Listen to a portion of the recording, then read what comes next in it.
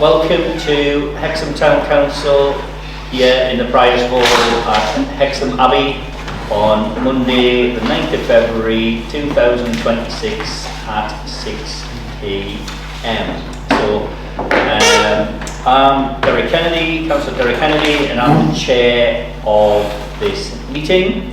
We are first going to go to item number 7 on today's agenda, which is a presentation by Northumberland County Council officers on the provision of the street sweeper.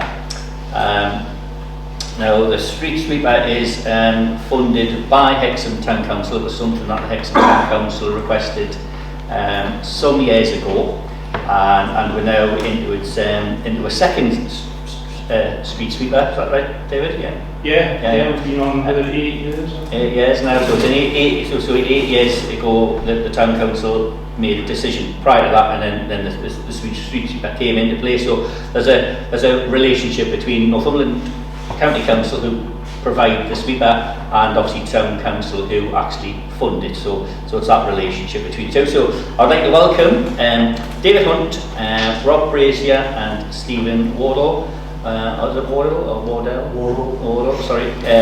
Who are going to give us a presentation, and then we'll have some questions and answers after that. So over to you, David. Thank you. Yeah, thank you, Chair. Just to sort of set the context, I'm in a county-wide role, so this is just to cover the kind of things that partnerships do. It basically can enhance any part of what we do in neighbourhood services. So going through this, basically partnerships are all about collaborative working. Importantly, they're not contracts. In some areas it gets confused with a contract. As soon as you go to a contract, it's very much what are you going to do, what have you done, penalties and things like that. This is all supposed to be about working together to deliver what's important to Hexham. 8 years ago it was decided that what we're running now is the most important thing in Hexham. So basically the important thing about partnerships, it gives the town council a chance to tell us what is important to them, and then we can devise a way of enhancing what is important and delivering against that. It gives you a chance to be directly involved in local decision making, so that set service standards for the town, set the performance targets again to which we can measure against, and then we'll direct resources where they're needed. We do employ staff who are directly involved in the partnership, directly working in the town. In some areas they'll integrate into the team, and then we can move people around, but in here they are dedicated to the town. Partnerships give access to other specialist services within the county council. So for example, you say we want this, and then we deal with HR, finance, OC health, performance monitoring, things like that. Again, going back to the performance monitoring, we've done what we do at the moment, but if the members decide we need more information, more specific information, we want more regular feedback, we'll take that on board and feed that back to whatever is needed. It's important to say that partnerships, because they're not contracts, they're not for profit. So basically, it's a direct pass-through of cost. Fuel is a good example of that. So we'll estimate how much fuel we should use on an annual basis based on previous years. If we don't use all that fuel, it'll come back to the town council. We only pass on the costs that we incur. Partnerships, as I said earlier, you've got the partnership that you've got at the moment. I think David's going to go through some of the things we do in neighbourhood services. A partnership can enhance any part of that. Some common ones that we have had in the past, or we've got running currently: grass cutting, street cleansing, which is what you do, and weed control is becoming more popular as an enhancement. The aim is always to improve the visual amenity. That's every single partnership we'll get into, that's what it's about. It's improving the visual amenity of the area, improving cleanliness and maintaining community pride. Partnerships do provide jobs. This one provides one job for somebody. If the partnership wasn't in place, obviously that job wouldn't be there. So that's another benefit. And having a partnership in place, it allows us to quickly resolve issues. And again, I think the main thing of everything on that slide, it tells us what is important to the town council. So should we ever have any extra capacity, without asking, we know where you want us to direct that extra capacity. So yeah, that covers that slide off. That there is a description of what you've got. I should have said a copy of this slide deck will be sent out via the chair. So basically, need services incorporates a focused street cleansing enhancement within the partnership agreement, providing a dedicated footpath sweeper working exclusively in Hexham. It doesn't leave the town. There's dedicated routes, which I think Rob's going to show us, or David's going to show us later, but it's entirely dedicated to the town. Northumberland County Council does have statutory responsibilities when it comes to street cleansing. Basically, all of that says that what that says there is we aim to keep areas as clean as we possibly can, and keep them reasonably free of litter. There is a code of conduct. We inspect. I don't know the frequency, but we inspect to check how clean we believe areas are. Some parish and town councils do these inspections themselves, which is something you may want to consider.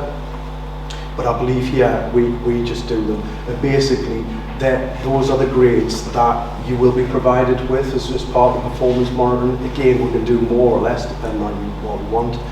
So grade A, there's no litter or refuse visible during the time of inspection. Grade B, predominantly free of litter and refuse apart from some small items. So that's our target, that's what we're aiming for. You're going to enhance above that standard, hopefully. So once we've been through an area, there should be no litter or refuse visible, because we're aiming for a higher standard. Grade C, widespread distribution of litter and or refuse with minor accumulations. We're trying to stay away from the red ones. And grade D is what we definitely don't want, especially after we've just been through the area, heavily affected by litter and or refuse with significant accumulations. Basically, that's all about the performance report side of it. Next one. That's me now. Just a little about neighbourhood services. The department that we call neighbourhood services within Northumberland County Council, because we work within it, we know exactly what it is, and some of you are probably aware of what neighbourhood services is. But basically, on the operational side, neighbourhood services is refuse collection, street cleansing and grounds maintenance. Also with some other aspects on covers our fleet department, our countryside and open spaces department, environmental enforcement has recently become part of neighbourhood services, and also the management of the contract with Suez to deal with the processing and disposal of all of the refuse that's collected. So that's just you know what neighbourhood services is. What that slide shows is the cost of running the pavement sweeper, which is about 61,500. Hexham Town Council's contribution to that is about 35,000. When we set up the agreement, it was Hexham Town Council agreed to basically cover the costs of employing the operative, and Northumberland County Council covers the cost of the machine, purchase of the machine, running of the machine, and all other associated costs. I think the contribution by Hexham Town Council actually now is slightly less than what it costs to employ that individual, and that's simply because for a couple of years Northumberland County Council had increases in pay which were lump sums rather than percentage increases, and that did mean that the lower ends of the pay scale percentage wise got a larger increase, so they were getting around 8 or 9% increase, whereas we've just been going with the standard sort of uplift to our agreement. So I think it's costing about 36,500 to employ that individual, and that's simply wage, pension and national insurance contributions. So there's a slight sort of difference there from when it was set up to the town council's benefit actually. And then just on the right, that is the other resource that Northumberland County Council puts into street cleansing in Hexham. So in total, it's about £175,000 of resource, of which Hexham Town Council are contributing specifically £35,000 for the employment of that one individual to do the pavement sweeping.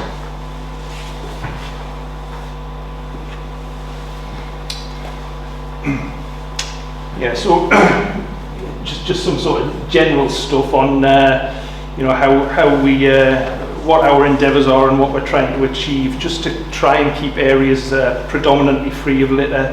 Do that through a mixture of frequency-based visits and responsive ad hoc visits to streets and other areas in Hexham, empty litter bins, manually litter pick, and mechanically sweep as well. So we do have the large HGV sweeper, which is also deployed in the town.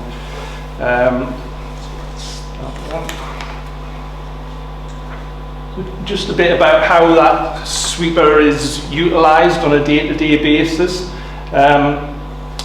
Obviously, the driver has to carry out all his vehicle checks in the morning, ensure he's got any resources that he needs for his day's work. We carry out a daily visit to the sort of central business district of the town, if you like, sort of, you know, Market Street, Marketplace, Beaumont Street, up Fore Street and Priest Pottle. So those are done on a daily basis. The sweeper will then return to the depot, check in with the senior team leader, see if there's any ad hoc works that have come in that he requires deploying onto. Tips the vehicle at Suez. And then in terms of how we deal with the rest of the town, we're basically on a constant sort of rolling programme where we just start at the east end of the town, work methodically through the town until we get to the end, to the west end, and then just start all over again.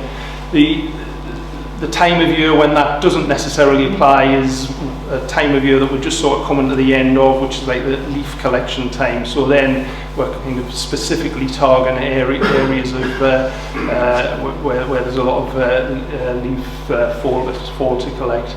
But that programme can take quite a few months, and depending on the amount of debris that's it's picking up, you know.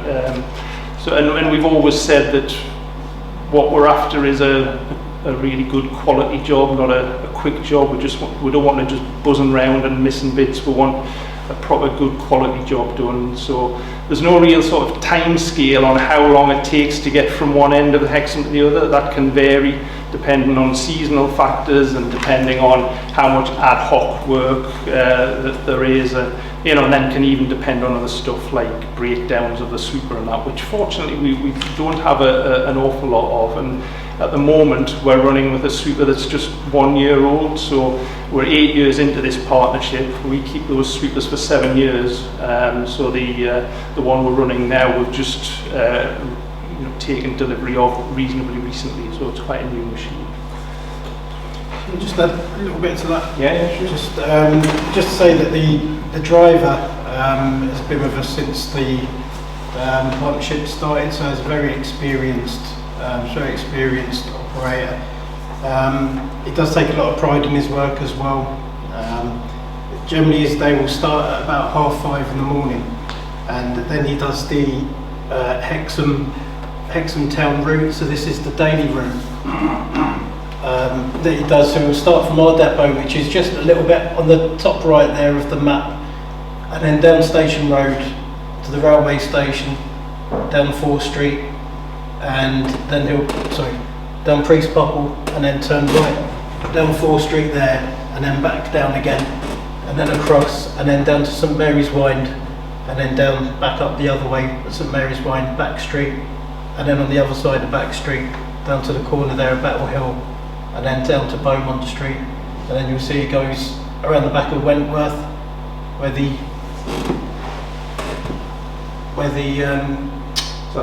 tree line sort of path that's around the back of Wentworth. Then it comes into Wentworth and does around the glass recycling area around Wentworth and then back round again. And that generally takes about 4 hours. So after he's done that, he'll come back to the yard and then he'll have a chat with me and we'll talk about the Fix My Street jobs that have come in. We haven't really touched on the Fix My Street jobs, so what David's talking about there with the ad hoc jobs is the Fix My Street jobs, and you probably all use Fix My Street, we're aware of it. There is quite a few that come in, less and less now that we're on top of the leaves, but we do get them, and so we'll then have a chat about which jobs have got priority. Once those have been sorted, that's when he goes, and as David says, around the rest of the route, around the town. Just to give a bit of an idea of what we've been lifting over the last 6 months, you can see there at the end of the summer, the 4.4 tonnes going up to 5.3, and then the leaves start falling.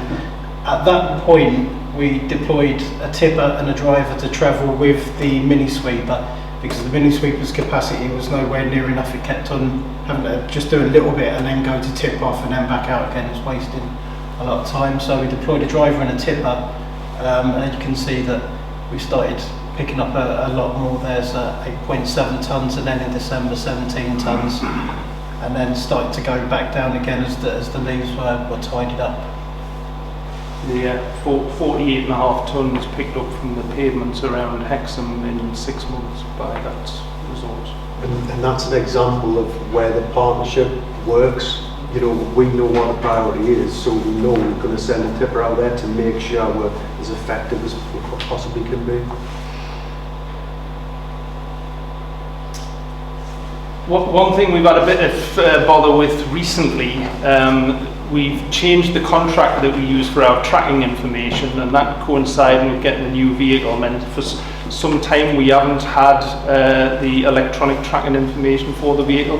That's now been resolved. We do have the tracker in there, so we basically had to resort to the old-fashioned way of the driver logging where he's been and what he's done, just on pen and paper. But that's something that I think we could have a chat about, or in a bit more detail, in terms of how much information the town council requires and in what format about where the resource is deployed.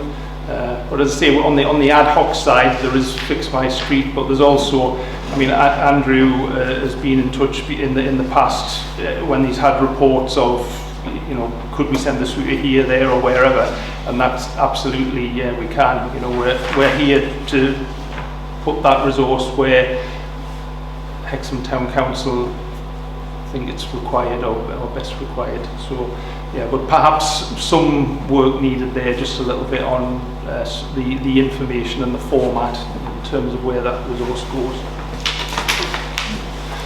I think it's just some photographs now, just of the sort of work that the sweeper can do, and you know, that's up Allendale Road in the Wentworth, I think, top left, up the Allendale Road near the entrance to the high school. Further down Allendale Road, I think, just sort of demonstrating, you know, it does a really effective job. I think that's out the east end toward between sort of Kitty Frisk and Eastwood Grange, and then more centrally in Hexham, sort of just near the Abbey.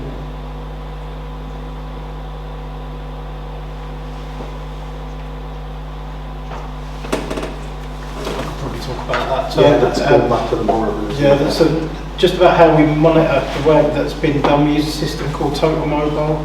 So team leaders, supervisors will have this app on their phone. What we'll try and do is we'll monitor where the sweeper has been, or monitor where the cage vans have been, and then go to an area that they've been to and mark the work that's been done using the grading system that Stephen was talking about before, the ABCD grading. That information gets saved, and if there's anything that needs to be addressed, it will be addressed through Total Mobile. It's a good way of supervisory staff keeping in touch with management as well about where there might be potential hotspots. So we don't just visit places where the sweeper's been or the cage vans have been or the litter pickers have been. We'll go further around as well. So we might find that there's an area which has got a lot of weeds, which might be not exactly what we was going looking for, but now we've discovered that there's an area that needs some attention. So that's how we do the performance monitoring and supervision of not just the sweep, but that local environment in general. And that's us. Thank Very you. good, very good. Well, thank you so much for that. So I've got a number of questions. I'll take Simon first. Thanks. Simon Kitchen, Councillor, Priest Popple Ward. Hexham has a dirty secret, which is dog fouling. Obviously, present dog owners excluded, accepted. One of the big problems, certainly at the bottom of Elveston Road, is that there's just been loads and loads of dog mess, and it doesn't ever seem to get cleaned up. There's a massive dog poo that has been on Gapprig Lane for about 3 months, and it just gradually got smeared down the road.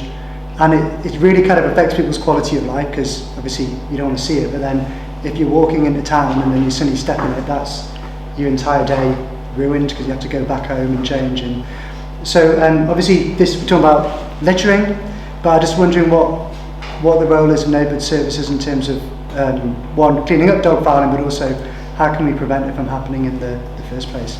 Prevention is very difficult, as you can imagine, because if you have anybody standing with a high-vis jacket on, they're not going to allow the dog to foul. So that is a challenge. We know it's a challenge. Challenge everywhere, not just Hexham.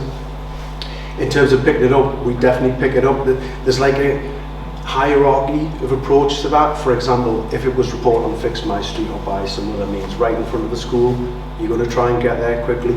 Further afield, it'll be try to build it into schedules.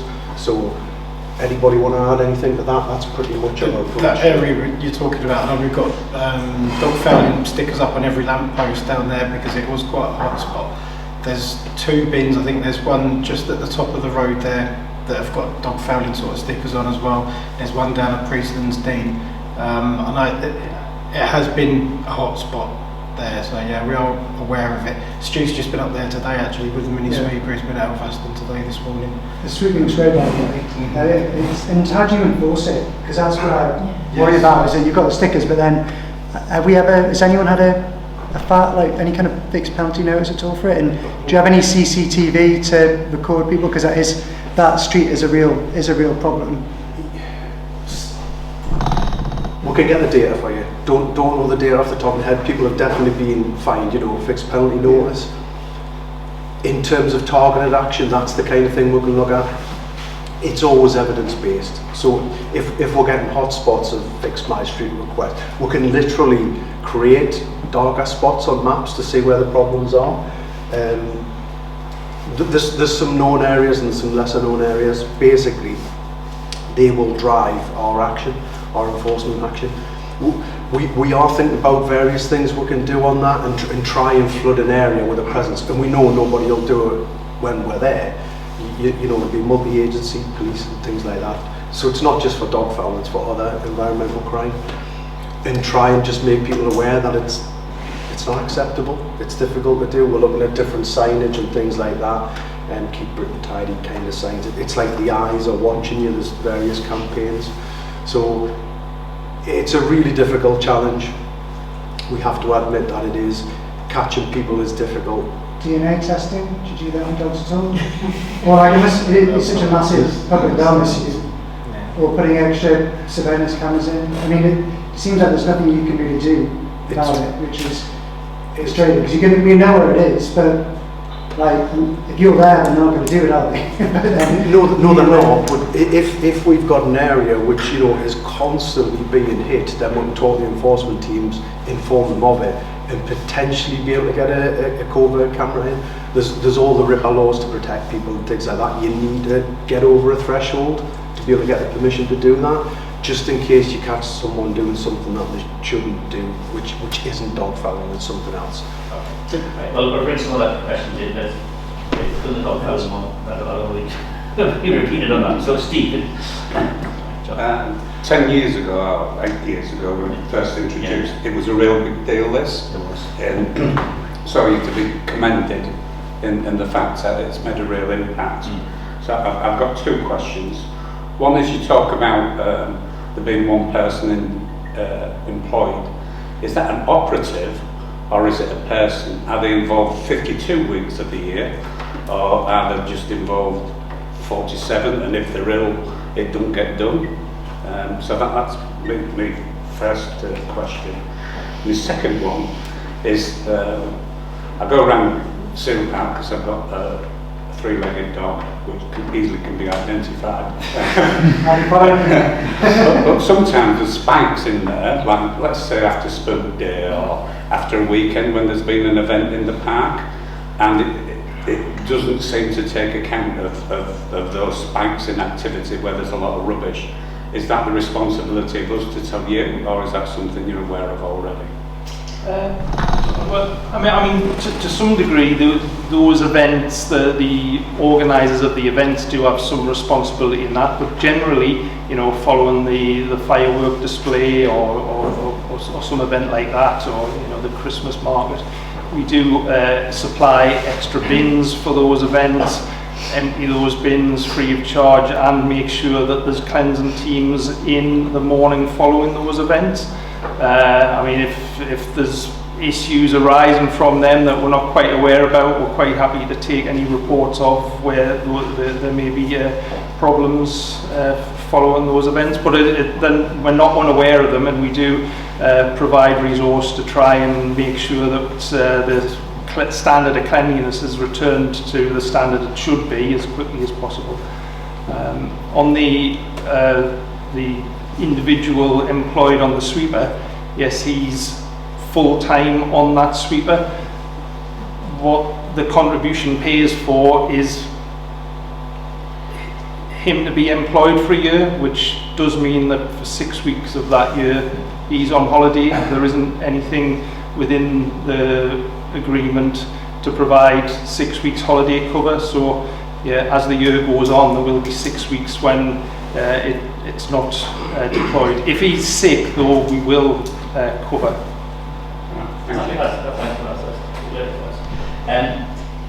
John, I'll bring you, John. I don't think I was next. No, yeah, just to get some points.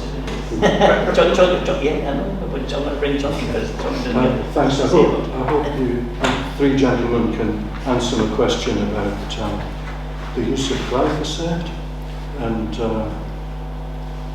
why is NCC or its contractors still using glyphosate to remove weeds when it's well known that it causes cancer, that it causes problems for young children, it kills insects, it kills all sorts of things, it gets into the river, you use it around public areas where people are at risk because you're using it.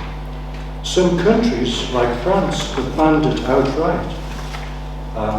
We banned it as the town council, it must be maybe 7 years ago, I think. And we still have this awful I can't say it. No. Thank you. Where we've banned it, but you're still using it in Hexham. And I'm dismayed that when you say, but it's legal, well, so's cigarettes, so's tobacco, but you wouldn't use that, you wouldn't encourage that anywhere. It's a poison. You're risking the operatives' lives as well as the general public's. It works, yes, it kills the weeds, but God knows what else it kills as well. The basis, only last week I think, the basis for it being legalised was this particular research paper, which has been re-examined and found to be very, very wanting. It's poison. Please try and find something other than this to use around the streets of Hexham. I can recommend a company called Weeding Tech. It uses potato starch. That's not poisonous. It doesn't kill the insects, it isn't carcinogenic, and it also gets rid of chewing gum off the streets. So, I know it might be a little bit more expensive, but if it's more expensive on a short-term basis, think of what it's saving in terms of the health service. Think of what it's saving in terms of the bees and the insects and the flowers and nature. Please have a look at some other alternatives. to glyphosate. Right, John, I'll not ask the officers to reply to that, because obviously that's a policy decision. But I think what we can do, John, when we go to see, we'll have that meeting with the Northumberland County Council in Morpeth, you know, just to be arranged. If we can capture that for that agenda item, and we can bring that up all there. Thank you. That. I've got a document chest. Yeah.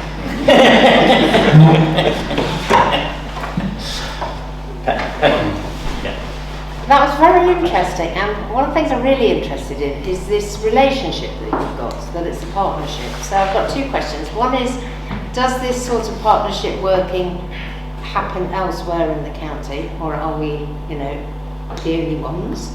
And does it extend past street cleaning? Do you know whether the model is rolled out for other services? It happens all across the county, Right. and there's different ones. That this goes back to the first slide where it's the council's opportunity to, you know, use the precept for what's important in the town. And different towns have different ideas about what's important, and in many places it is the cleansing side of it, but in some places it's been grass cutting, for example. They just want the grass to look better and enhance service. Ironically, we're just being talked about weed control. Other areas hate the sight of weeds, and you know, they want more glyphosate to go to one. So there's a real sort of, you know, different views about that. But yes, all over the county, various different models, and basically any aspect of anything we deliver can be enhanced. Thank you. Thanks. Yes. On behalf of the Hexham Wombles especially, I'd like to thank you for the street sweeper work and generally your team's work at the depot. It's very flexible, so when we notice hotspots and we do that call-out approach, it works. And we've seen significant reductions, certainly over the last few years. I mean, I've been around the country recently quite a lot down south, and there's a real visual difference in Hexham to a lot of other parts of this country. And I certainly think it's hitting the B on your list of achievements there. The leaf litter thing I always find hilarious, but yeah, leaf litter autumn, as it's also known. Yes, it is a problem because a lot of the drains get blocked very quickly. We live in a beautiful leafy town, and the surface water is a problem, especially on those bits of the Corbridge Road you showed earlier. So thank you for that. My final point really is about the butts. I mean, the street sweeper does get some of them, doesn't it? And we did run a campaign last summer, a really high visible campaign tied in with yourselves and Keep It Tidy, and sprayed the streets and put buckets out. Have you seen significant reductions in that? Because it was really a problem around town for the last few years, the butts, the single plastic butts. Force Street to me is improved. Some of the areas where we were finding it a little difficult is around some of the street furniture where the sweeper can't get into. So we have talked with the operative about that, and we can deploy other people along with the sweeper using blowers and what have you, just to sort of tidy up those areas. So I think we've seen some improvement there as well. Oh, good. Thank you.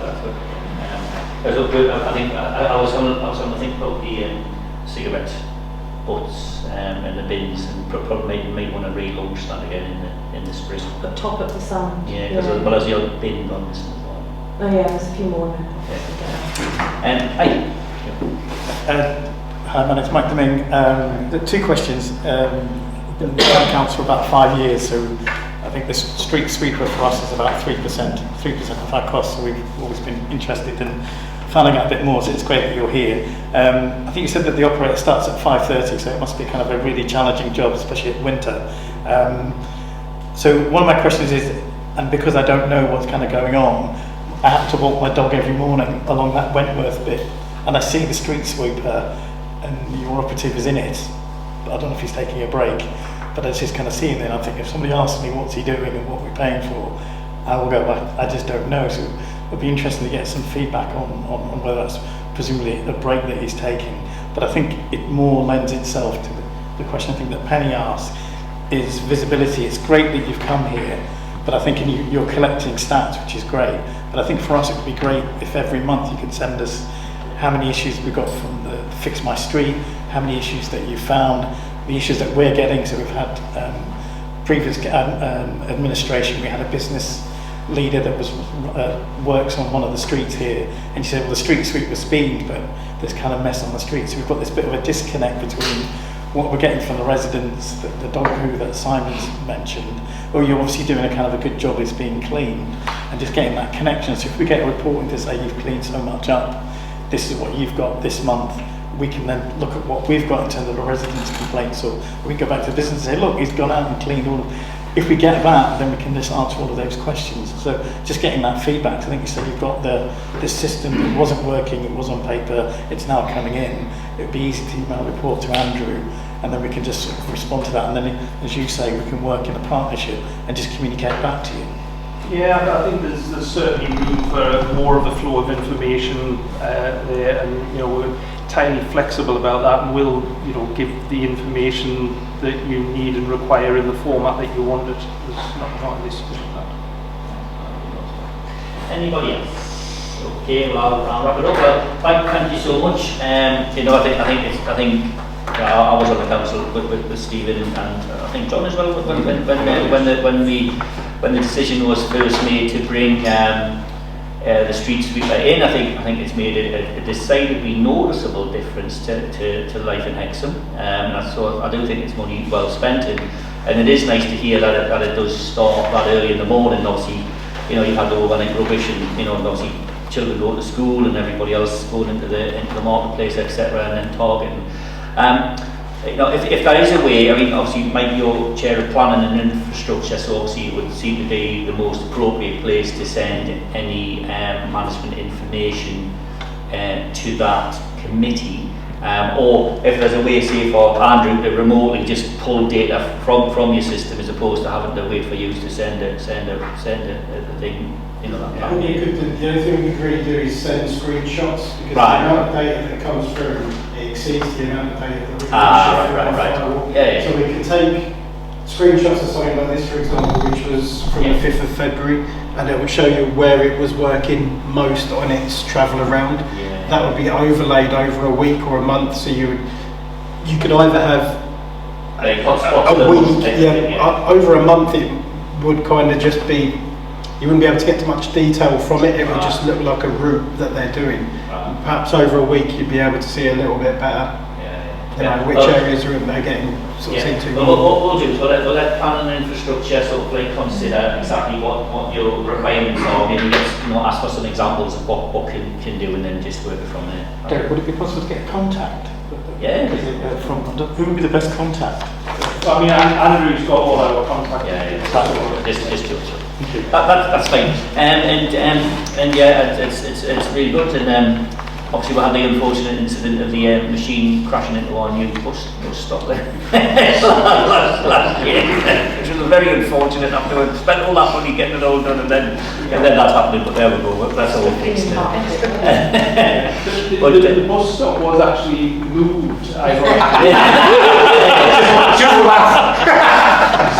that we could get, it was actually moved to a slightly different place, so that we could get the sweeper into a new core. That's right. Path that goes through to Aldgate. So we couldn't previously get the sweeper in there, so we can now, and most of the time without knocking the top. So it was moved, but it was dragged by the sweeper. I think that's right. The bus station the bus stop was moved ever so slightly to allow that thing. But all good. So that's really been helpful. Has councillors found that helpful? Yes.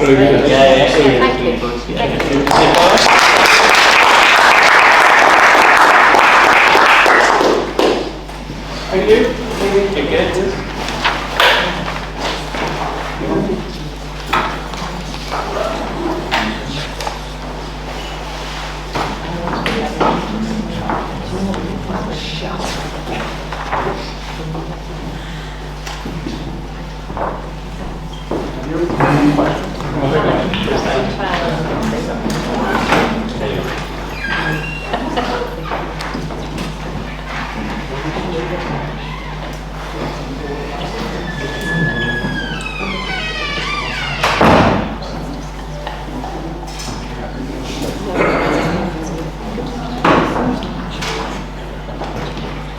Thank you so much. Thank you.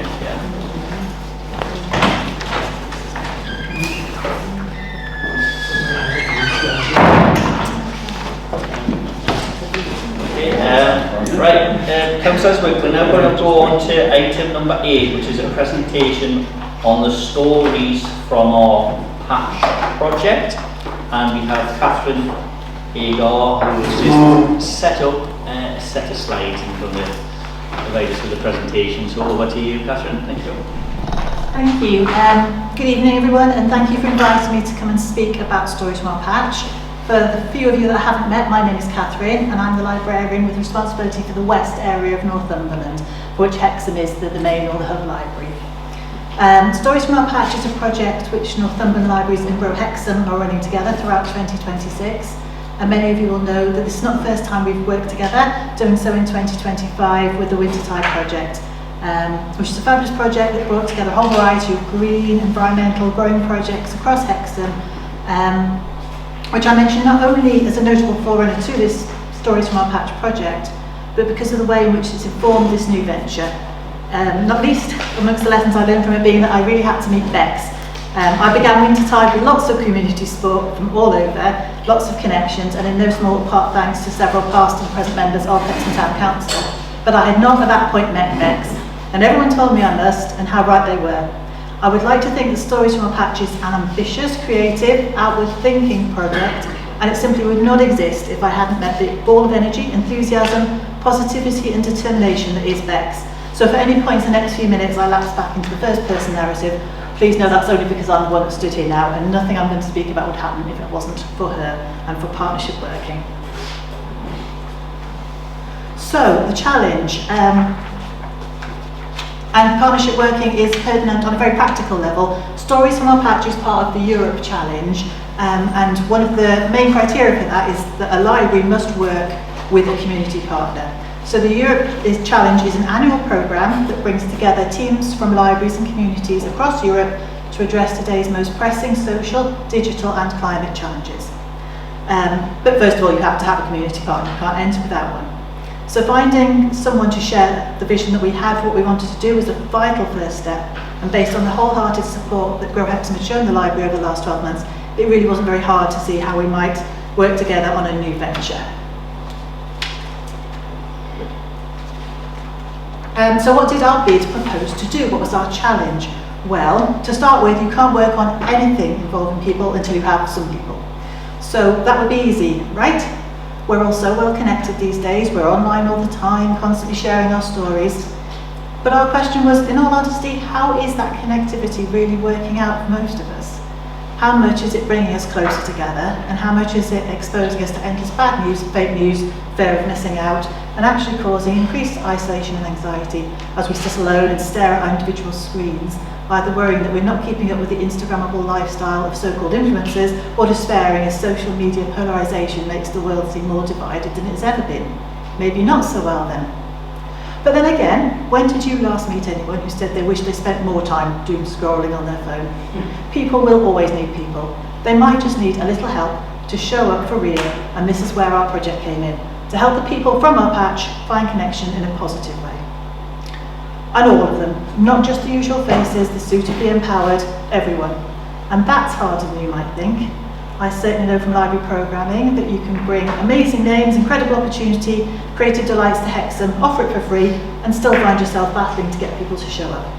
Likewise, everything Grow Hexham offer is at no cost to its users, but we know that still many who could benefit don't show up and use it. Why? Because they don't perceive these spaces as being for them, because they feel there are prerequisites to inclusion that they don't meet. We know that both the library and the garden exist for everyone, and are open, so that how can we alter these perceptions in the heads of the people that we want to come along? How can we address the barriers to use? Well, that is in part our challenge, and for my part, the answer to that question lies in moving out of our own familiar spaces, meeting people where they are, both mentally and physically, and creating an atmosphere of comfort from which we can hope to take people by the hand and lead them to what we have to offer, which is all very nice in theory. But what does that actually look like in reality? We needed a leveller. We needed a place where everybody could be comfortable and familiar, and a solution to this was twofold. and a fit, I think, perfect for both of our organisations, food and stories.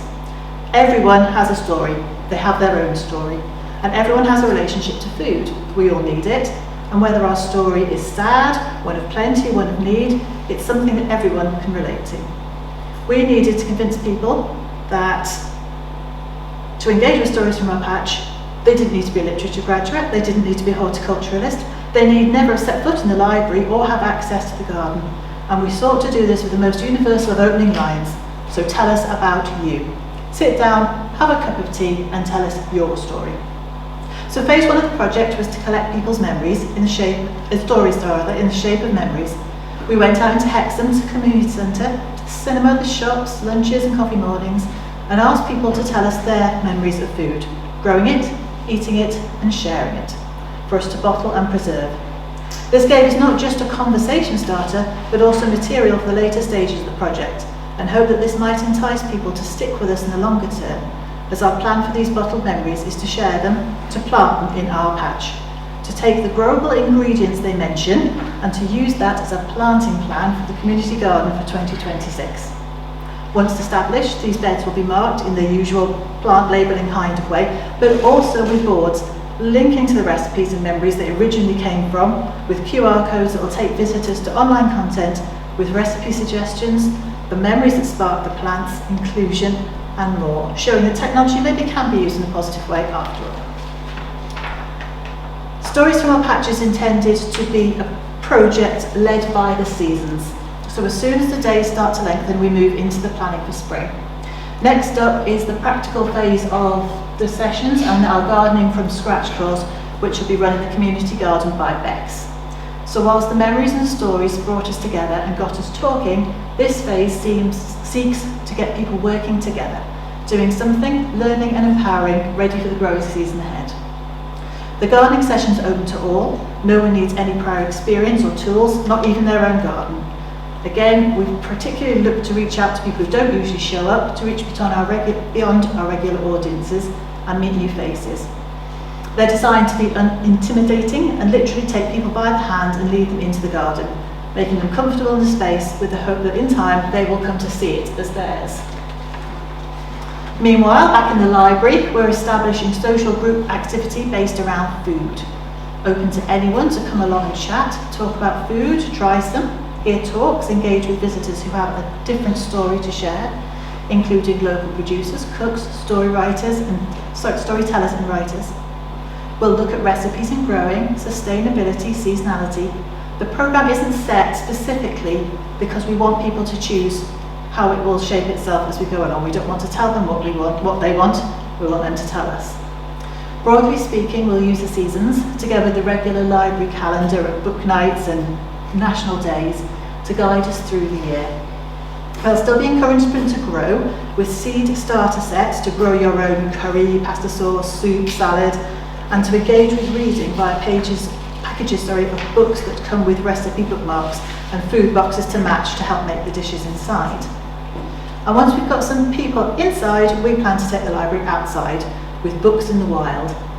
Leaf is a bite-sized book buffet in which people will be encouraged to taste new titles and genres, formats and food-related patches all around Hexham.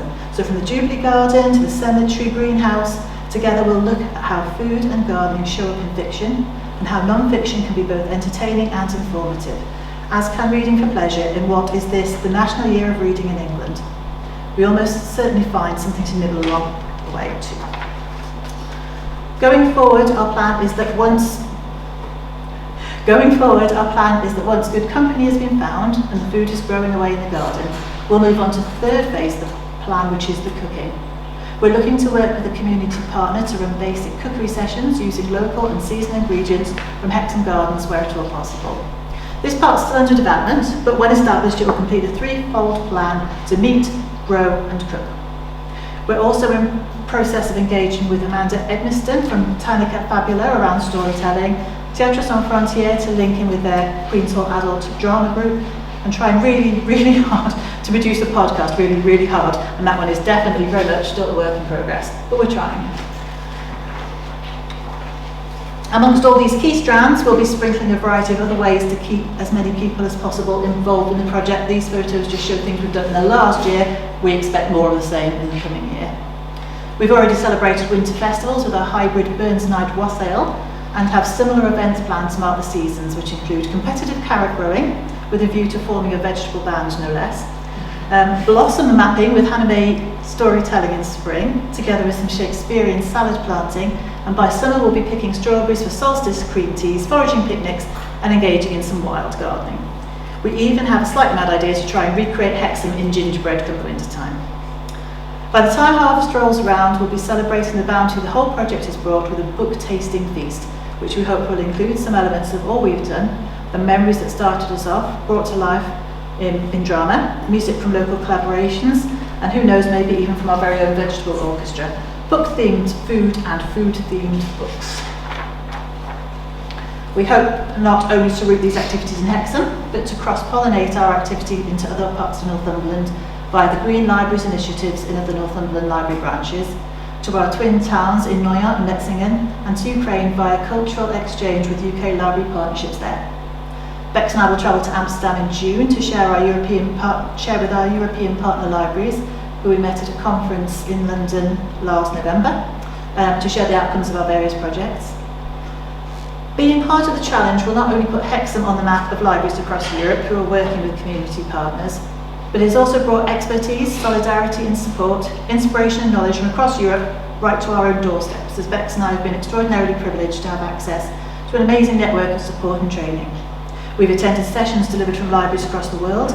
We have a mentor, Victor, in Sweden, who has introduced us to inspirational projects in his own country. And of course, it's given us even more reason than usual to look at our own patch and to work with the amazing people who form our own community.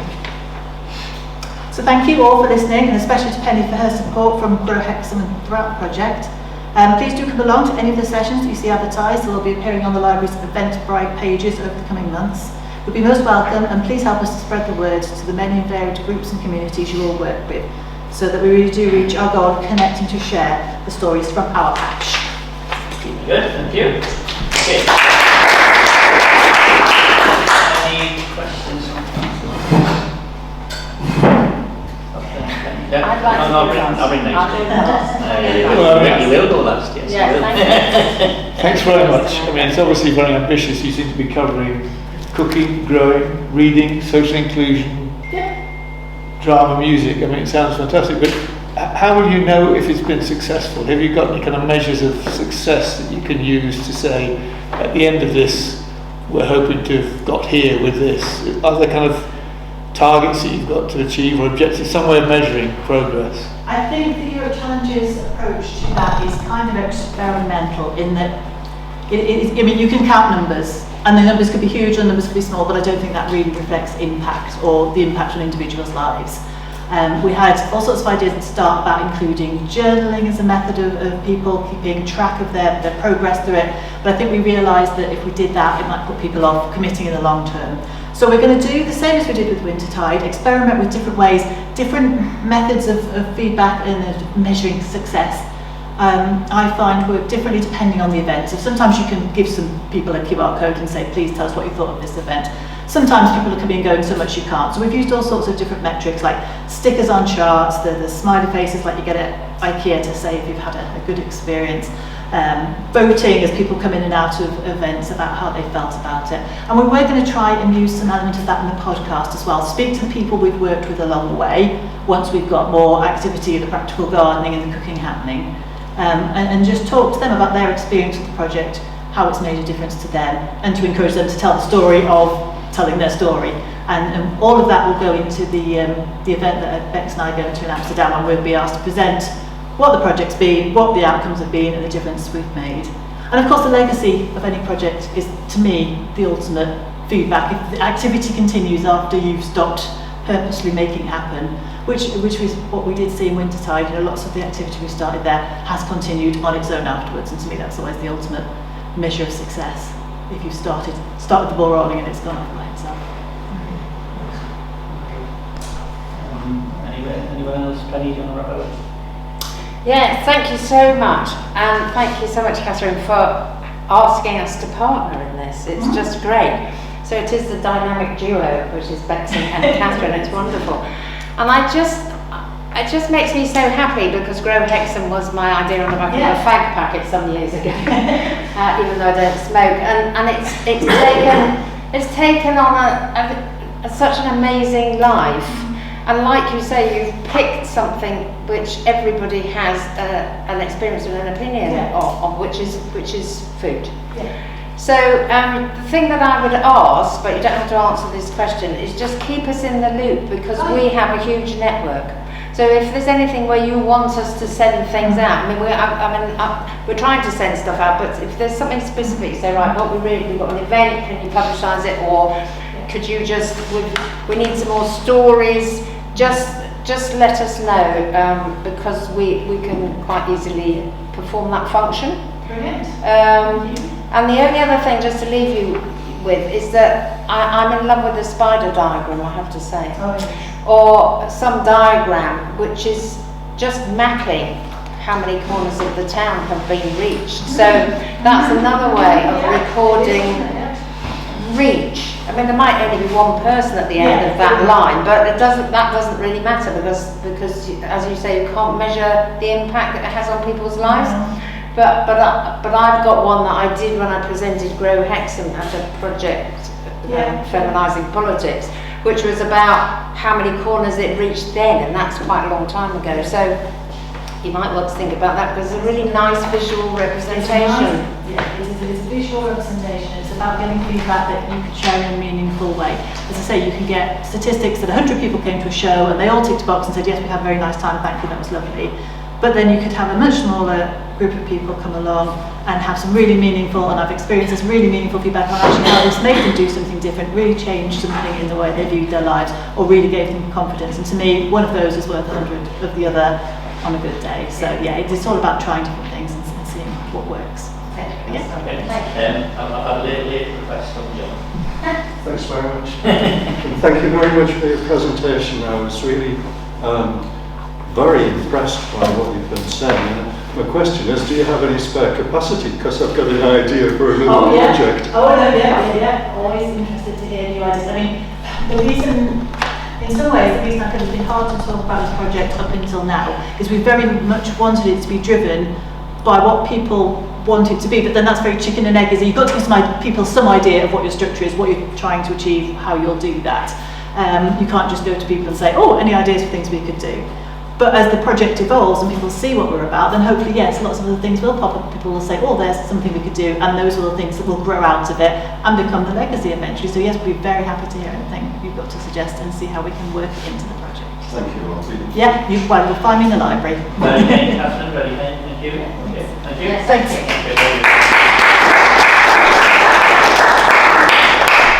Okay, I'm conscious of time, and it's like getting on for 7, so I'm going to just pace up a little. Public participation, we don't have any members of the public here, so that's item 2. Item 3, any apologies for absence, Sandra? Yes, there's apologies from Neil Perk and Claire. Any disclosures of interest?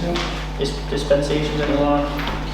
Meetings of the last, minutes of the last meeting held on 12th of January. Page 1, page 2, page 3, page 4. Thank you. Permission to sign, please. Just for information, the leader of Northumberland County Council wanted to meet with us. Has anything been done on that in terms of putting a date in the diary? Yes, do we have the date? 5th of March. 5th of March. County Court. Before everybody writes it down. What time is it going to be? 12 o'clock.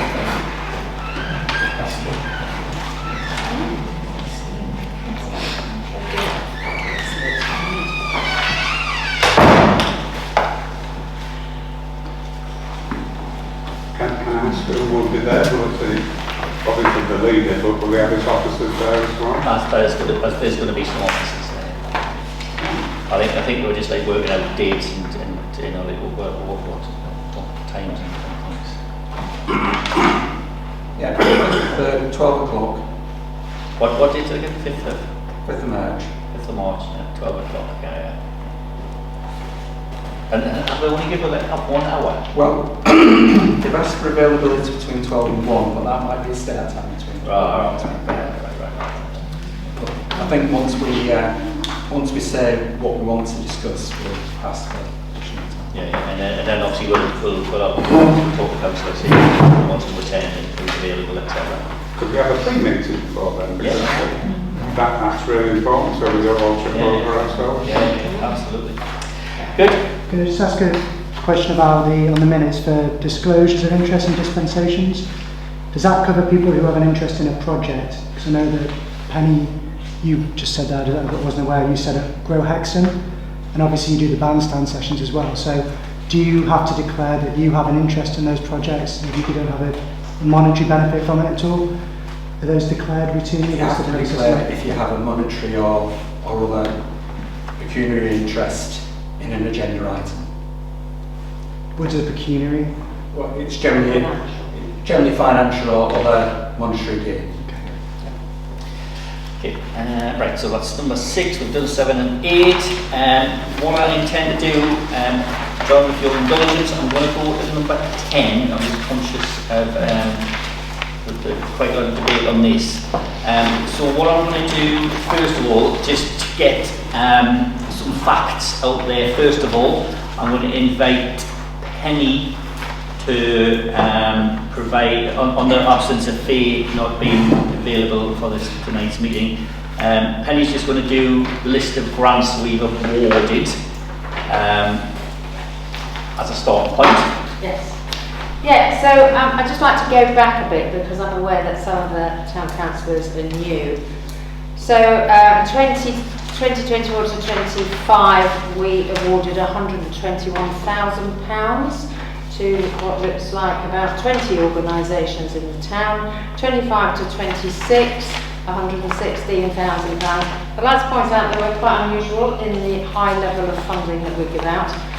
And this year we've given out £70,000 worth. We've given to her Hexham Bridge Club, Sports Tynedale, Call Music, Hexham Town Twinning, Hexham Foundation, Tanga, West Northumberland Food Bank, Hexham and Tynedale Community Centre and Hexham Youth Initiative. The number of people that we funded this year are fewer than normal because we didn't receive any more applications. So that amounts to £70,000. Okay. So do you want to mention the Hexham Community Partnership timeline? Yeah. And then I want to come in with a bit more fact as well, and then we'll open up that for debate also. Yeah, so just to pick up on the point that I've said about how unusual we are about in terms of how much money we give out as a town council, I'd just like to frame something in terms of the discussion around the community partnership, and that is what other community partnerships get from their town councils. I'll bring that. You're bringing that in? I'll bring that information in. Okay. So there have been some questions around our decision not to accept the application or agree the application from Hexham Community Partnership. A word has been used which is defunded. This is not true. They apply on an annual basis alongside all the other people who do for a grant. So we have had some conversations with the Hexham Community Partnership around their governance, around the fact that we're a sole funder, which is also incredibly unusual and not ideal for the organisation. And we've had some long conversations about directions of travel in terms of what we would like them to do. There's quite a long list. I don't feel, unless anybody wants me to, that we should be rehearsing every corner of the issues that we have had and the issues that we've raised that are not being resolved. But in relation to the application, they applied alongside everybody else. An application was received against criteria which are really clear. And if anybody has looked at, as I hope everybody has, the application process, it is not a complicated application process. We don't, we're not hoping to trip people up. They don't get the money because it's too difficult to fill in. It's straightforward. And we felt that the application was not adequate. So we sent it back and said this application needs to be resubmitted, and offered them support in doing that, which they did not avail themselves of. And then we received another application which was quite different from the first one, which was not adequate either. So we have been absolutely consistent with our own processes and our own criteria and our own concerns about being a sole funder for an organisation where we're effectively paying for their overheads and their staff, but appear not to be able to influence what it is that they do. And this has been raised. So, would you like more on this today? Well, what I'll do is I'll interject at that point. Okay. So what I'm going to do again, and this is fact, before we go into debate. So there are other community partnerships in the Tyne Valley, which obviously we should, consider and benchmark ourselves against. So, for example, Prudhoe have a community partnership and a Prudhoe Town Council in the same way we have. Prudhoe Community Partnership received £1,500 from their town council. 1,500. We gave Hexham gave its community partnership 57,000 last year. So what a considerable difference. So Prudhoe Community Partnership, who is a charity, and we've asked, I spoke with the previous mayor just earlier, a few days ago, and there's been conversations with the Hexham Community Partnership to become a charity, so it can reach out and source other areas of funding. It has made 2 applications to become a charity and unfortunately failed on both attempts. Prudhoe Community Partnership is a charity.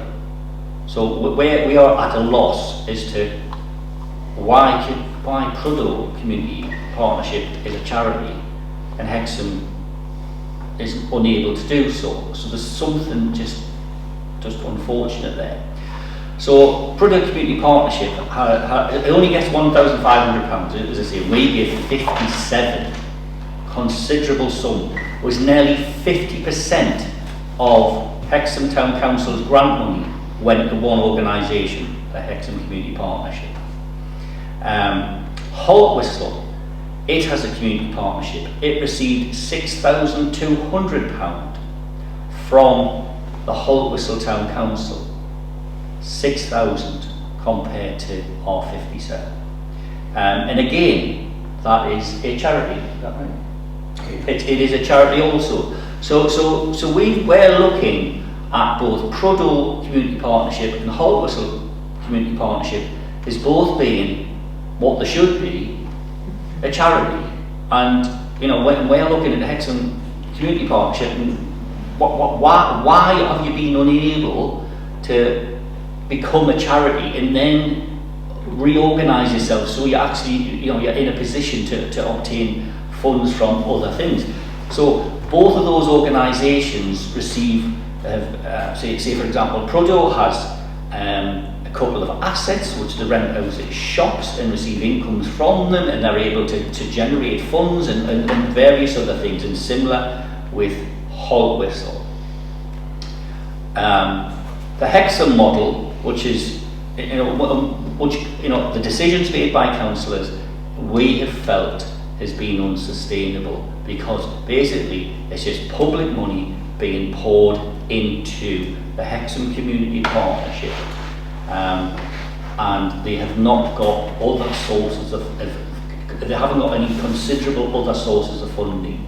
And we've spoke to them for not just in this council, but the council before and the council previous to that, have said you need to find other sources. You can't just continue on this route, and that is where we've got to this.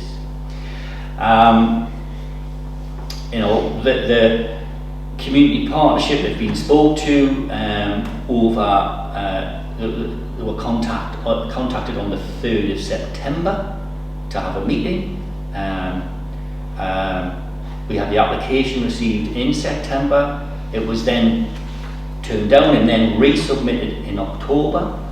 There was a meeting on the 2nd of October between Hexham Community Partnership staff and trustees, and the Community Partnership asked to revise and resubmit the application.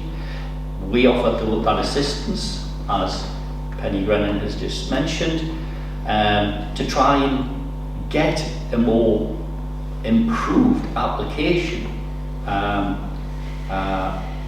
You know, we've requested things such as outline as to how Hexham Community Partnership will realistically plan to diversify their income stream, provide a narrative as to how Hexham Community Partnership intend to approach fundraising given the lack of charitable status, the future plans for the Forum Cinema as part of Hexham Community Partnership or as a separate organisation.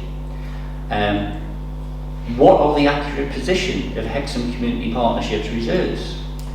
The last 12 months board minutes to give an impression of how the organisation is evolving, the number of active volunteers, and what organisation groups make up the partnership as how they are engaged.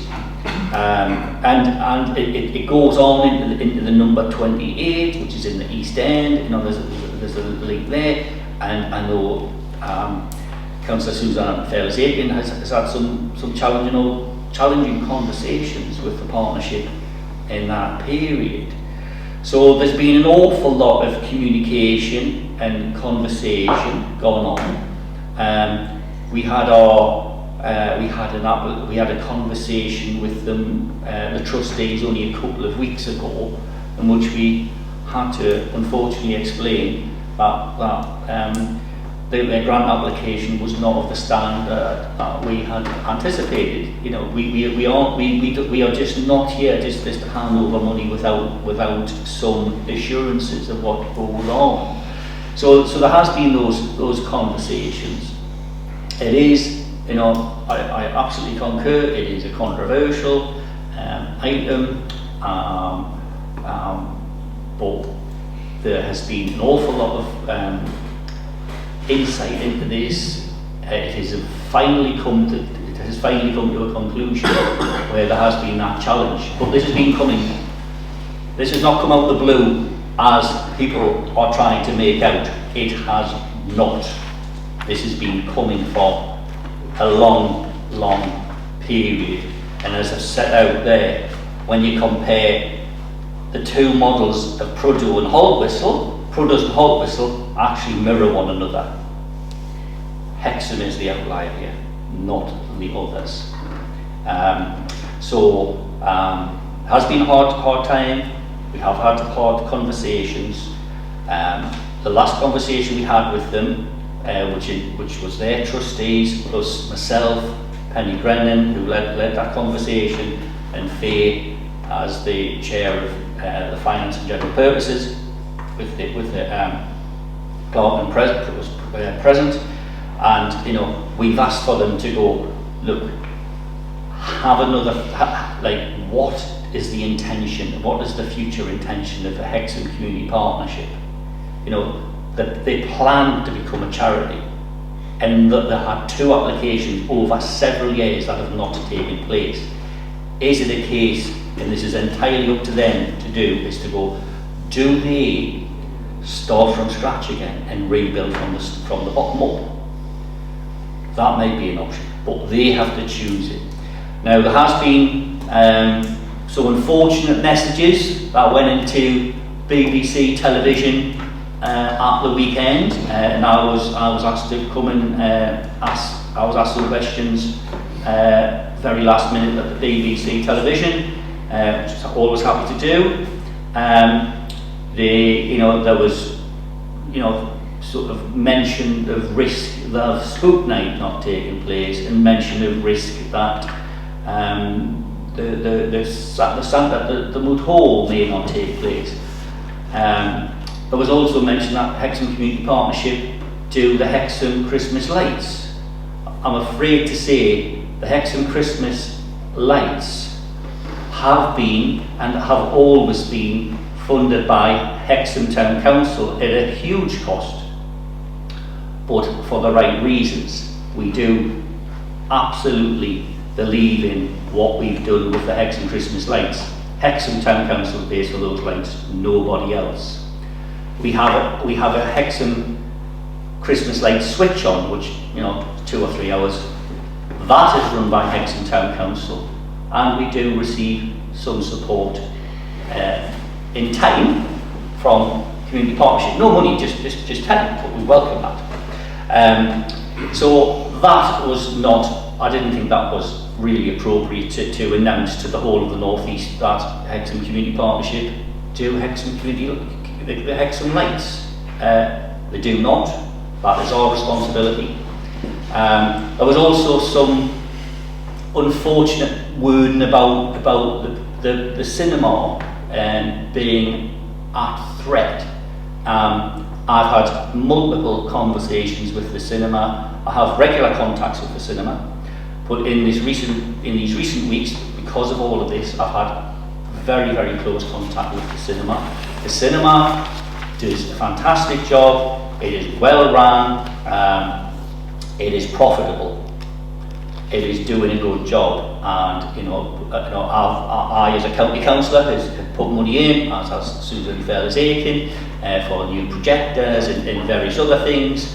Hexham Town Council has provided grants to the cinema also. It is a jewel in the crown. It will always be supported by Hexham Town Council, and I'm sure always by the Northumberland County Councillors of Hexham also. We do not like that message of like worry about the cinema has been out there, and I am aware that the cinema has put out a public statement, particularly to the staff, to try and reassure them that things are going well in the cinema and it is profitable.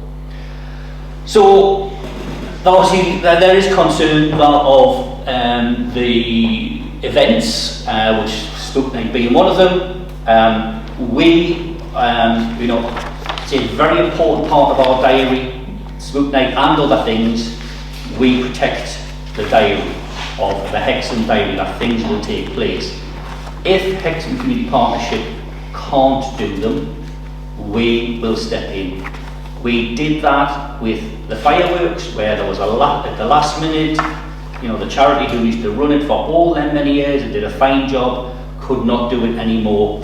We stepped in at the last minute, picked it up, delivered a fine job, and have grown the fireworks ever since and continue to do so. We will also do that with council's indulgence.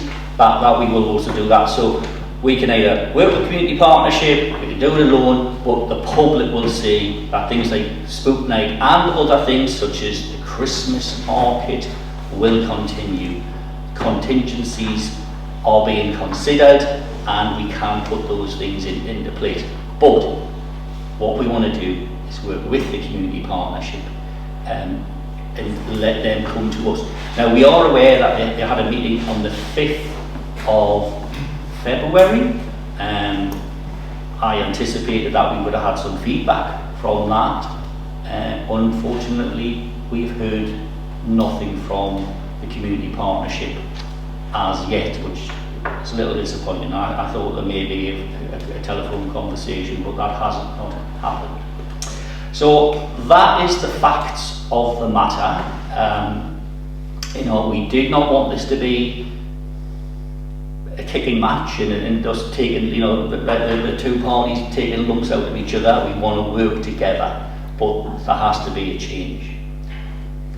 So I'm going to open it up for debate, and I'll bring in Stephen, and I'll bring in Suzanne, and anybody else who wants to speak. think it's important that we understand some clarity around this. And I've had a great deal of experience in dealing with charities and underfunded. This is perhaps one of the worst examples of the structure of a charity or structure of an organisation that is impossible to unwind without collapsing it first. It's a conglomerate of different things. It's not a collective. Number 28 and the cinema are completely different. How do you fund that? The cinema, lender of last resort, it almost stifles it. And if we're very honest, it may be in the cinema's benefit if it was independent. They came and spoke to us and I actually asked that question. The Hexham Partnership has misled a little bit. One of the lands that bought me, the town council ran out of money. Well, that's a lie. Yeah. The other thing was that we've been defunded. £60,000 in there to promote things that Hexham Community Partnership have previously sponsored. So there's 60 grand in there that's available. It isn't as if we've cut the funding, it's a savage cut, you know, let's blame individuals or cutbacks or whatever. The money is there to deliver it. And the reason that I'm supportive of the town council's position is that are we getting as much value for money? And I keep coming back to this all along. Are we getting value for money in the 60,000 that we give to them? Or is it possible that we could extend, you know, the role previously of Hexham Community Partnership and at the same time making a better Hexham Community Partnership if they reset? Now, in resetting, I think the town council might have to reset as well. The town council might have to say, well, we'll take on some of these responsibilities. We may have to do some of the events. We talk about Morpeth all the time. Morpeth has an events officer. Some of the town councils that I've dealt with and looked at have an events officer. That's we know it isn't. That we're spending so much more money than Prudder. It's just that the emphasis of where we spend the money is different and you've got more control over it. There are some problems with this. It's not open warfare. It should be open dialogue, and I'm surprised that, you know, there isn't more open dialogue. There's some problems. Number 28 is a massive problem because it would be easy just to shut it down and it's lost forever. And the mechanism for dealing with number 28 is a difficult one. It's a difficult one. Events are easy, the cinema's easy. But what we're saying, and we might re-emphasise today, that those properties that are currently run by Hexham Community Partnership, every endeavour will be made by this town council to save them, but not just save them if you're looking for value for money, but to advance them and make progress with them and make the community, which we all talk about, make it a better place to be, get more involvement. I think that's easier. There's people with the Index and Community Partnership who've done a great job, but they've been tied by the fact that the structure is too business-like. It's too business-like, the conglomerate rather than the collective. They've come down rather than go up in terms of its structure and organisation. And I think this is an opportunity for the town itself to be better in 2 years' time in providing the sorts of properties that Hexham Community Partnership prosper. It will be better in 2 years' time if it was restructured, if the Community Partnership reset. But as important for me, I think, you know, the town council should reset and look at itself and say, do we need an events officer? Could we do this better? Could we engage better with all these community groups rather than a hierarchy that was tied up simply by the structure of how they were organised 30, 40 years ago? Thank you. I think that is a great point. I'll bring it to that. Yeah, when chimes in a bit with Stephen's, it's hard, and I'm speaking as chair of community engagement, where I've been very much involved with the partnership. The partnership does seem to be the word of the evening. Weirdly, it's cropped up more times than I thought it would already. That is that working together that we've done really brilliantly with them since I've been elected, which is 5 years now. And certainly the rebooting after COVID was really important, working with them. There's some great people in the partnership, and I would like to say thank you, I think, to them all, and the amazing volunteers that they have as well, because there are some brilliant people there, and we've done some brilliant things together. I mean, I've had to write it down so I remember it all. And although sort of Spooky Night and Hidden Gardens are sort of their entities, as it were, the partnership has worked very closely on the Christmas light switch on. We do the majority of that, obviously with the money for the Christmas lights and the switch on itself, but the help is there. Remembrance Weekend and the Peace Walk we've ran. The D-Day in Battle of Britain, I remember being amazing events in the marketplace. The 800 years of the marketplace itself was brilliant. We did the Jubilee and the coronation, the beacon lightings. Sustainability fairs have been run by the Town Council, the bandstand sessions, the Bluegrass Festival, and not forgetting that when it was struggling 2 years ago post-COVID, the fireworks was picked up by us and has been run successfully for the last 2 years by us. We've helped the Abbey with things like Museum of the Moon. The partnership there has given them the confidence to go on and run their own events to help, stabilise their funds for running a massive old building. So it's about partnering up, but also, I don't know, sort of letting go, giving people the confidence to let things go. And I think this is what has happened. It's been a very sudden and quick and possibly brave decision if we do it right and work with them. And I think that has very much been thrown down to them, that we are willing to work with them in this transition, however is needed. But I think residents also really have to trust us. The money is not lost. It's not cuts. This is very much, this money is going to go back into the town in some form, and we will be there to be that backup for the town and its events. And I think we're elected, democratically elected, we're not paid to do this. We've made this decision on behalf of our residents and what we believe is best value and best interests. And I think they've just got to trust us that we're going to do them proud and keep it going, and please be reassured by this rather than panic stations. Thank you. Any other councillors? Simon?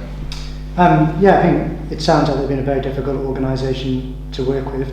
I mean, if they haven't got audited accounts and you can't verify the money, then obviously that is a massive risk and we should be putting public money towards it.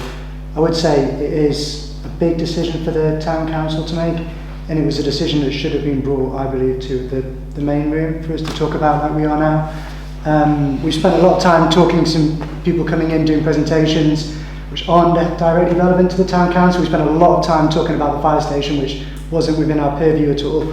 And actually, I think this is, if there is a positive vision for how the Town Council is changing, taking on more responsibility, then that is something that we should be talking about together. And if that means not having the cameras here to talk about things confidentially, then we should do that as well, because we need a space to be able to talk about these things as well as being away just in the committee rooms. So I would like to see a plan in place to see how we are going to take on these responsibilities. It is a very sudden decision. Like, I think you could say, well, that it was just a grant application, but we know that actually we are their only funder, and we funded them for what, 10, 20 years. They were very complacent, but we should still acknowledge that there is staff who are employed by the organisation. We don't know what their reserves are. They do produce stuff for the town. We do know that their reserves are £60,000.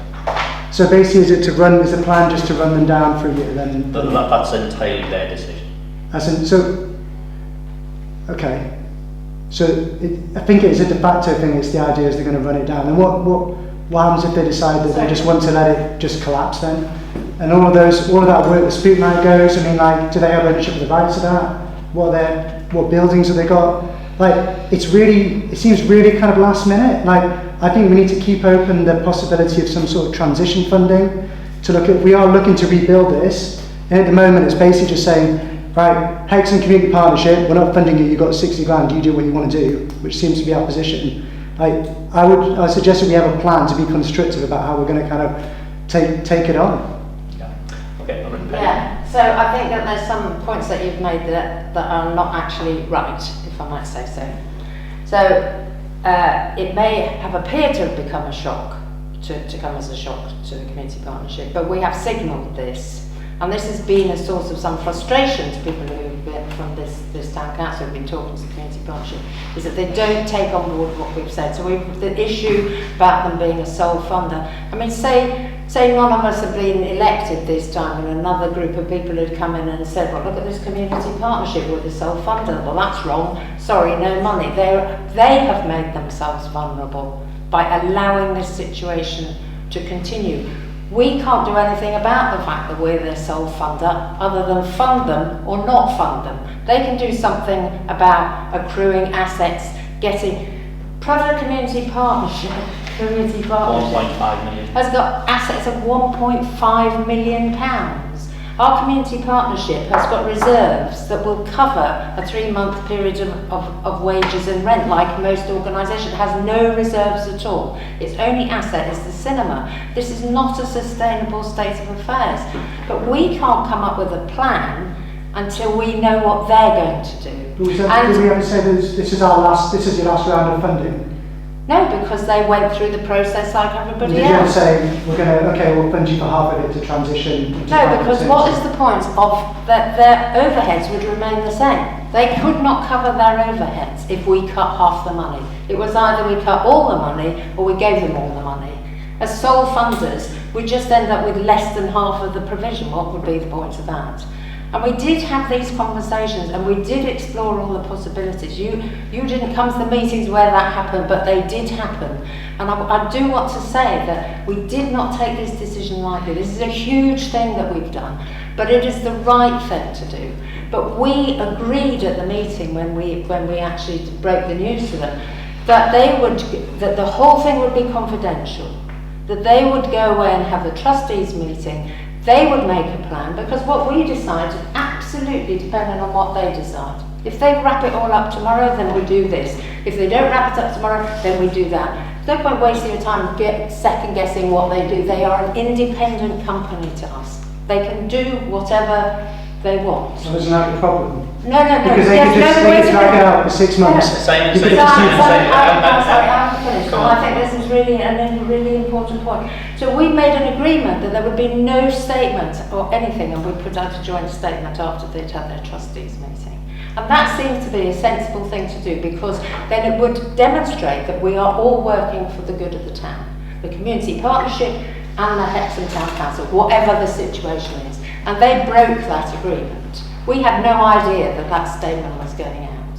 And so we are now in a situation where we're having to separate them, defend. We don't want that. We said in the meeting that if there are transition arrangements that need to be made, depending on what they decide, then we will have conversations with them about it. And we're now in a position, because they decided to go to the press and everybody else about this situation, so we're in a position now where we're having to publicly defend something which ultimately we've done for the benefit of the town, that we could be doing alongside them, whatever they decide their future is. And so we're between a rock and a hard place. I believe we've made absolutely the right decision, and that continued funding was indefensible, really, considering all the things that have been said over the years about we must not be the sole funder, but we've also been exposed in a way that is not helpful, and it's not because we've got anything to hide. And the processes that we went through in making that decision were absolutely the right ones and complied with all our processes. And I regret that we're here. Yeah, absolutely. I regret it. Yeah, and I'll concur. I mean, in the final comments of that meeting with the trustees of the partnership and us as delegates of the town council, they said, look, nobody talks to anybody because they needed to talk to their staff. And we said, yes, you talk to your staff. They then were going to have the board meeting on the 5th of February. We said we'll have our meeting on the 9th of February, this one. And I said to the chairman, in front of everybody, let's do, once you've had your meeting on the 5th, the community partnership, let's do a joint press release to say, what are your plans, what can we do, you know, and it may be that's transitional and we work together with you for things such as Spook Night, so the diary is delivered. And before we knew it, they sent a press release out saying how they were shocked that they didn't know anything about it, etc., etc., which we do not agree that is the case. It has been a long time in coming. John, I'll bring you in. I don't know what else Hexham Town Council could have done. They put in this has been rumbling on for at least 10 years. Yeah. It's not just suddenly sprung up. It's for all the time that I've been a town councillor, it's been rumbling along in the background. But with this last application for the grant, it went through the committee said, well, actually it's not good enough an application. Put in another application and we'll help you fill it in. They didn't take anyone up on that. And the second application was equally poor. Well, where do you go from that? How many times do you keep saying, well, it isn't good enough, it isn't good enough, it isn't good enough? You know, you have to pull a line somewhere. And it's not as if we just pulled the plug and said, there we go, that's it. There's still offers of negotiation and talk going on. Absolutely. I'm at a loss as to what the town council could have done.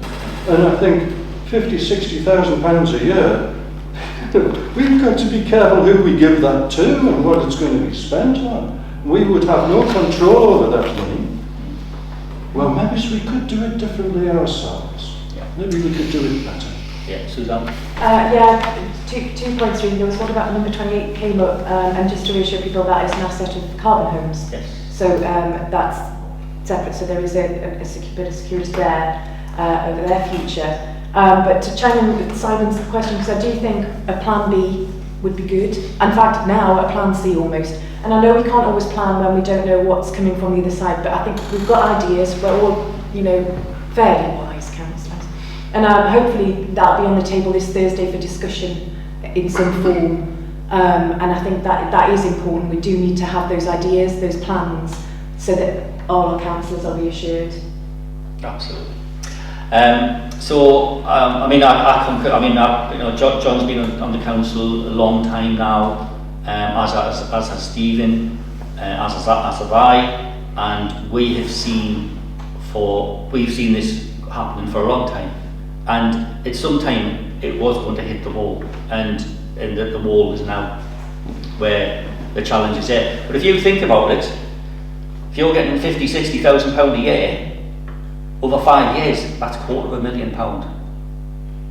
That is £250,000. It is a lot of money, and largely, I think the point raised by Councillor Brennan was like that we're paying their rent and we're paying their salaries, and you know that Councillor Ball raised, you know, the question of value for money. Are we getting it?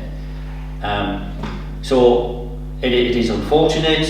I wish it had not got into this position. This was not the way we envisaged it as a town council. We wanted to have dialogue with them, not to be going into, not for somebody to go into newspapers and then somebody has to like recover it, and then go into the television and then somebody has to recover it, and airing dirty washing in public when we wanted to have a collaboration. It's, you know, they're supposed to be called the Hexham Community Partnership.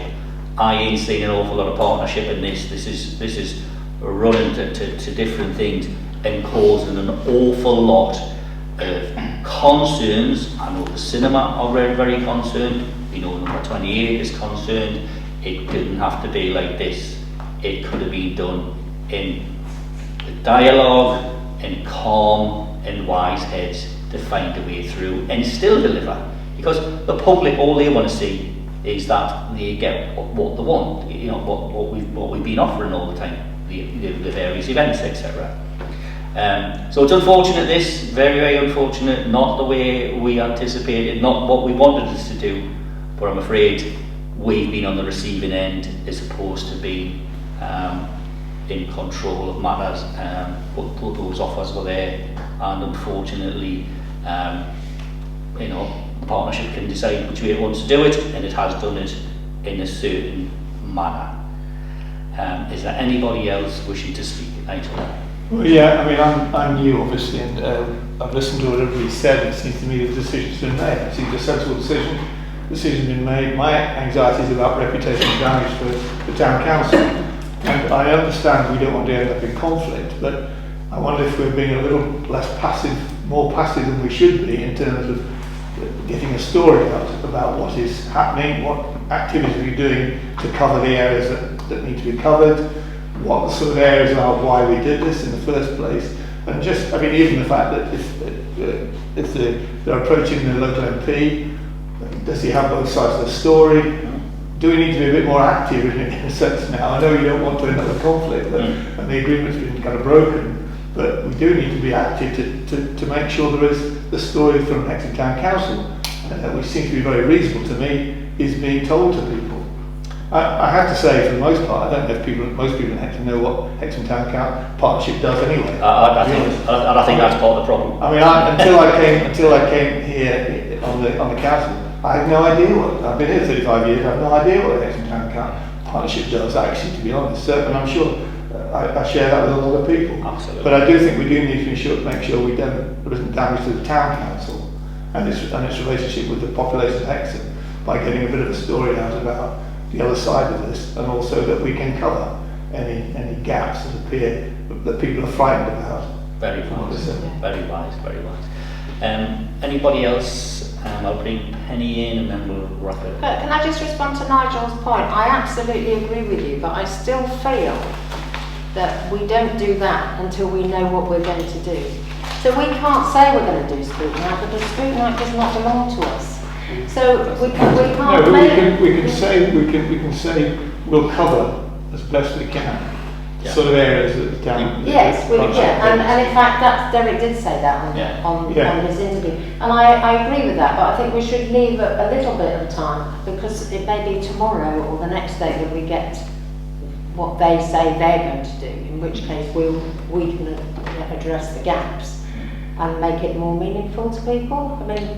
I'm with you. I think that we've got to make a statement, but the reason for our hesitancy, first of all, is that we didn't expect this to blow up in the way that it did. But secondly, is that, and I feel quite strongly, that you get one attempt to make a proper statement, and if you don't know what you're talking about because the other side haven't told you what they're going to do, it just becomes meaningless and it muddies what happens later.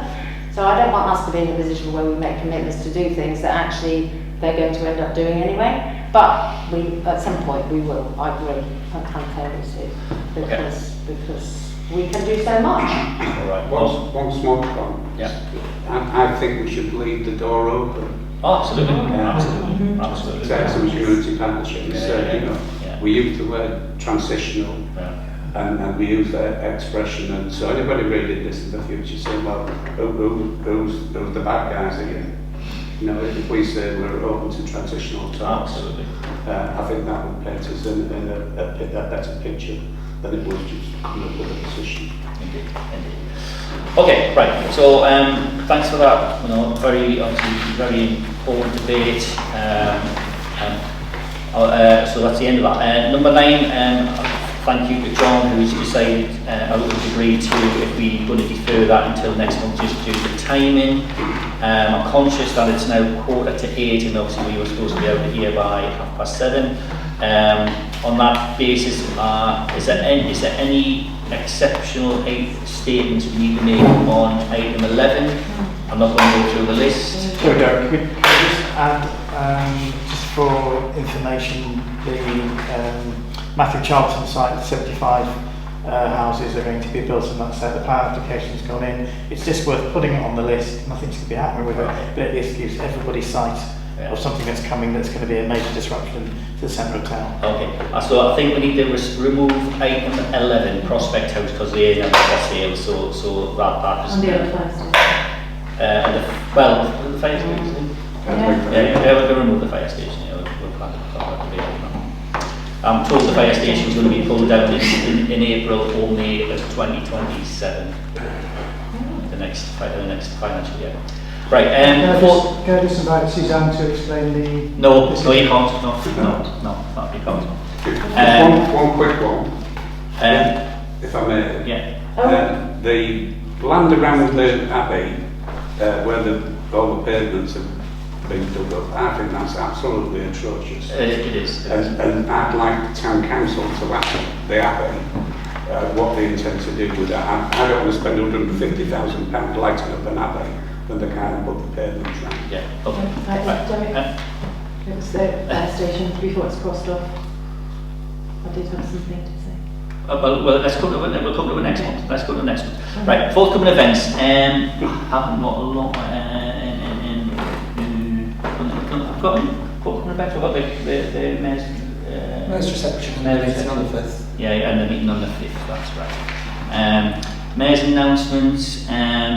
We held the Northumberland County Council Community Partnership in Hexham a couple of weeks ago. We had there was a big display on the new cycling path between Hexham Bridge, and the police also provided an update, and there was various other things on there.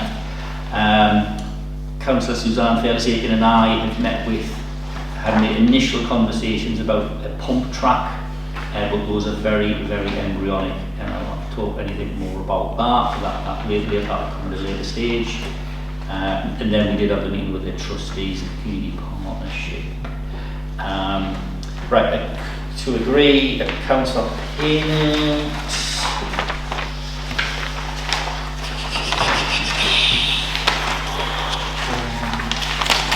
Alright, so we can look through those, page 1, page 2, page 3, any commentary?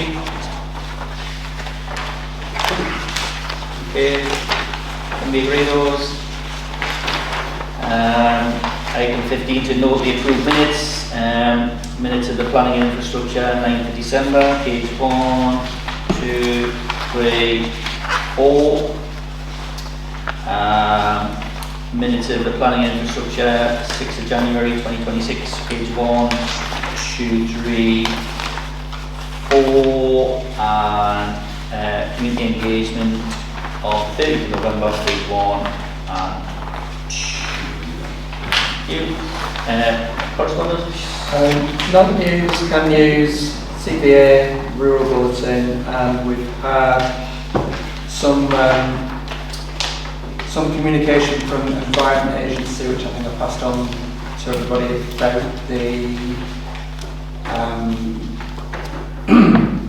they're doing some works on the burn in terms of the trap that they use to contain any litter or deluge stuff that will make it easier to remove.